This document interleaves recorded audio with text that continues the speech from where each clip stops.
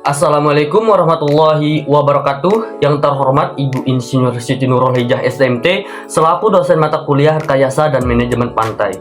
Perkenalkan, nama saya Baitur Rahman dengan NIM 02201 0008. Oke, di video ini kita akan membahas terkait dengan perencanaan pemecah gelombang dengan menggunakan batu pecah.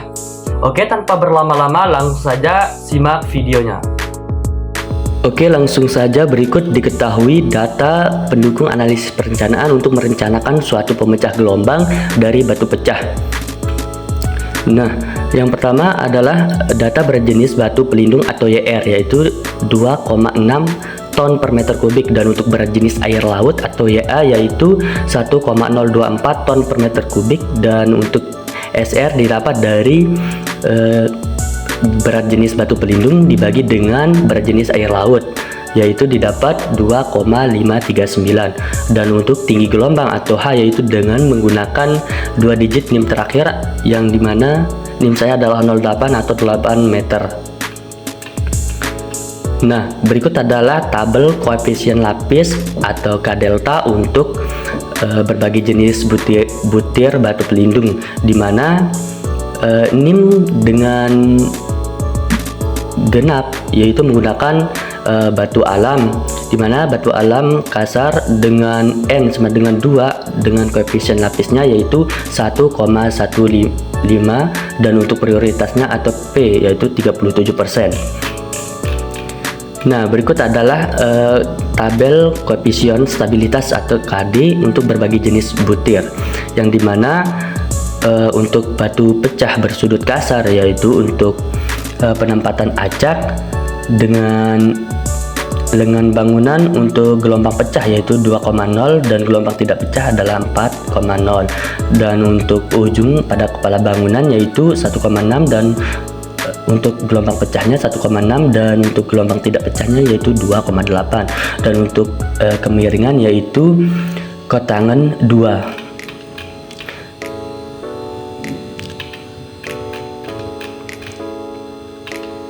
Nah, oke, langsung saja.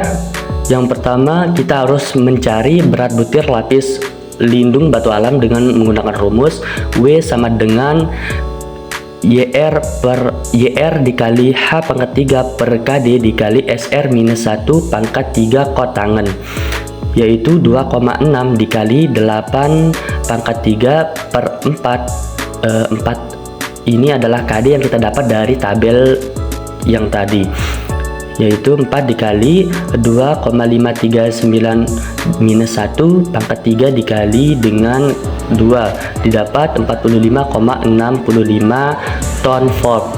Dan yang kedua, untuk mencari lebar puncak pemecah gelombang untuk N minimum 3 yaitu dengan menggunakan rumus B sama dengan N dikali koefisien lapis atau K delta dikali dalam kurung W per berat jenis air laut, tutup kurung 1 pangkat 1 per 3, yaitu 3 dikali 1,15 yang kita dapatkan untuk tabel koefisiennya yang di tabel tersebut 1,15, dan dikali dalam kurung 45,65 per 2,6 di pangkat 1 per 3 didapat 8,97 meter. Oke, yang ketiga, menghitung tebal lapis lindung dengan menggunakan rumus T sama dengan N dikali koefisien lapis dikali dalam kurung W per YR pangkat 1 per 3, yaitu 2 dikali 1,15 dikali dalam kurung 45,65 per 2,6 dikali pangkat 1 per tutup kurung pangkat 1 per 3, yaitu didapat 5,98 meter. Oke, yang keempat yaitu menghitung jumlah butir batu pelindung tiap satuan luas 10 meter persegi dengan menggunakan rumus N sama dengan A dikali N dikali koefisien lapis dikali dalam kurung 1 minus porositas per 100 dikali dalam kurung YR per W, tutup kurung dipangkatkan 2 per 3, yaitu 10 dikali 2 dikali 1,15 dikali dalam kurung 1 minus 37 per 100 dikali dalam kurung 2,6 per 45,65 dipangkatkan 2 per 3. didapat 2,14. Dan untuk menentukan gelombang pecah HB yaitu dengan landai dasar perairan pantai 1:50, sehingga masuk untuk kriteria pantai dengan landai 0,02 dengan HB per dB yaitu 0,90. Oke, berikut adalah gambar dari desain pemecah gelombang yang saya rencanakan, di mana tadi kita dapatkan untuk lebar atasnya yaitu 8,97 meter, dan di sini untuk tinggi gelombang datangnya yaitu 8 meter, dan untuk lebar sisi kanan dan lebar sisi kiri saya merencanakan 5,50 meter, dan untuk tinggi pemecah gelombang sudah diketahui dari soal yaitu 2,50 meter. Oke, langsung saja untuk menghitung volume V atau V1 dengan menggunakan rumus V1 sama dengan setengah dikali panjang dikali lebar di titik 1 dikali H, yaitu 1/2 dikali 100, dimana saya merencanakan untuk panjang gelombangnya yaitu 100 meter, dikali untuk L2 nya atau dikali untuk L1 nya yaitu lebar sisi kiri 5,50 dikali dengan H nya adalah 2,50, didapat 687,5 meter kubik. Dan untuk menghitung volume atau V2 dengan menggunakan rumus V2 sama dengan panjang dikali lebar di titik 2 dikali H, yaitu 100 dikali 8,97 dikali 2,50, dimana L2 ini adalah lebar dari puncak pemecah gelombangnya yang kita dapat yaitu 8,97 meter. Nah, jadi didapat 242,5 meter kubik. Selanjutnya menghitung volume atau V di titik 3 dengan menggunakan rumus V3 sama dengan setengah dikali panjang dikali lebar di titik 3 dikali H, yaitu setengah dikali 100 dikali 5,50 dikali 2,50 didapat 687,5 meter kubik. Selanjutnya untuk menghitung volume total atau V-tot dengan menggunakan rumus V-tot sama dengan V1 plus V2 plus V3, dimana tadi kita sudah mendapatkan untuk V1 dan V2 nya langsung kita inputkan dengan menjumlahkan, yaitu didapat 3.617,5 meter kubik. Selanjutnya menghitung berat pemecah gelombang WI di titik 1 dengan menggunakan rumus WI 1 sama dengan V1 dikali berat jenis dikali YR, yaitu 687,5 dikali 2.600 dapat 1.787.500 kg.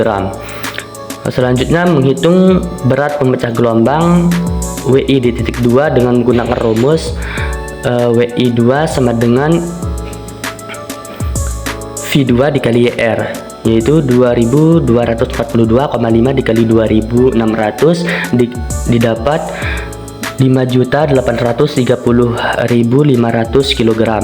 Selanjutnya menghitung berat pemecah gelombang atau WI di titik 3 dengan menggunakan rumus WI 3 sama dengan V3 dikali YR, yaitu 687,5 dikali 2.600 didapat 1.787.500 kg.